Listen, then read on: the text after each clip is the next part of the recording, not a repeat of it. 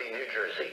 The National Weather Service in Mount Holly, New Jersey has issued a flood warning for small streams in east central Monmouth County in central New Jersey until 7:45 a.m.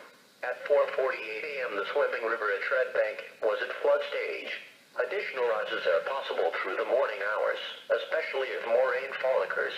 A flood warning means that flooding is imminent or has been reported. All interested parties should take necessary precautions immediately.